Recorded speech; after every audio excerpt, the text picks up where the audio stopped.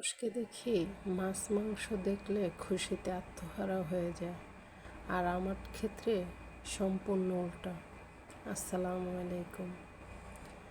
অন্য অন্য মানুষ যেমন মাছ মাংস দেখলে খুশিতে আত্মহারা হয়ে যায়, আমি সবজি দেখলে খুশিতে আত্মহারা হয়ে যায়।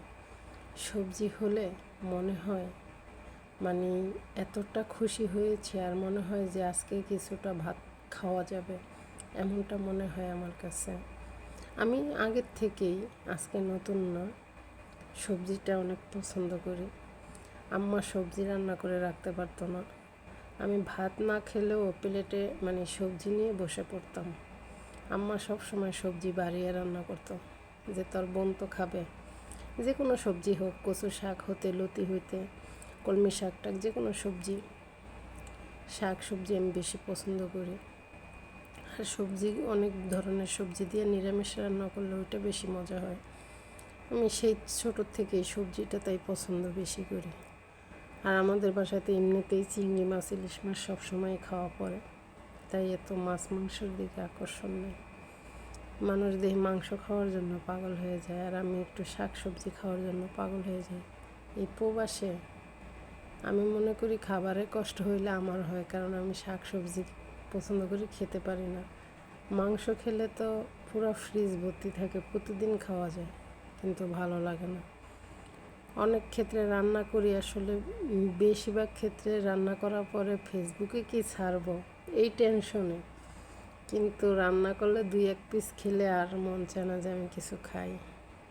ম্যাডাম বাইরে গেছিল, কোন বাঙালির সাথে দেখা, জিজ্ঞেস করলো যে এগুলা কোন দেশে মানুষ খায়। ম্যাডাম বলল, তারপর ওই বাঙালি নাকি বলছে যে এগুলো আমাদের বাংলাদেশের মানুষ খায়। তারপরে বললো যে আমার বাসায় তো বাঙালি আছে, তাইলে দিয়ে দে। তারপরে সবগুলি আমার ম্যাডামরে দিয়ে দিল। আমার ম্যাডাম নিয়ে আসলো, চিনো সেগুলো? আমি বলি হ্যাঁ চিনি তো। তোর লাগে নিয়ে আসছে, আল্লাহ তুই রান্না করে খা। তারপরে সব কিছু কাইটা কুইটা রান্না করতেছি, এর ভিতরে আসছে ম্যাডামের আম্মা, বলে করলা ভাজি খাবে। আমি কে আচ্ছা খান। এখন আমি তো ঝাল খাই, সে তো ঝাল খাইতে পারে না, কি করব। তারপরে এখন আমি ভাজি করে ফেলছি অলরেডি তখন। তারপর একটু একটু দেখলাম, ধরে ধরে ছুঁয়ে ছুঁয়ে খাইলো, কয় আমার জন্য আলাদা ভাজি করে দিবি বিকালে। পরে তার জন্য আবার কেটে রাখছি, এগুলো আর ভাজি করা হয়নি। সত্যি বলতে প্রবাস জীবনটা অনেক কঠিন, আবার অনেক সহজ। যারা খাবার দাবার বাজার করে খায় তাদের জন্য সহজ, আর যারা মালিকের বাসায় থাকে, অনেক মালিকে বাজার করে দেয় না, তাদের জন্য কঠিন।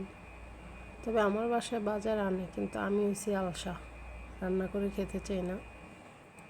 আগে খেতাম মোটামুটি ভালোই, এখন বর্তমানে একবারে আলসা হয়ে গেছি, রান্না করতেই চাই না।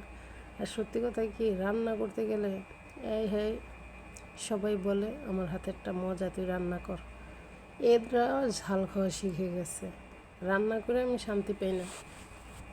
তাই এখন আর তাদের জন্য বিরক্ত লাগে গরমের ভিতরে রান্না করতে, তাদের জন্য আমার রান্না করতে ইচ্ছে করে না। তাই আমিও রাঁধি না, তাদেরকেও রান্না খাওয়াই না। সপ্তাহে একদিন রান্না করব, সবাইকে আনন্দের সহিত খাওয়াবো, কিন্তু প্রতিদিন এরা তো সকালের জিনিস বিকেলে খাবে না, বিকেলের জিনিস রাত্রে খাবে না। কে এদের জন্য 3 বেলা রান্না করতে যাবে? যাই হোক, অনেক কথা বলছি, সবাই ভালো থাকবেন, আল্লাহ হাফেজ।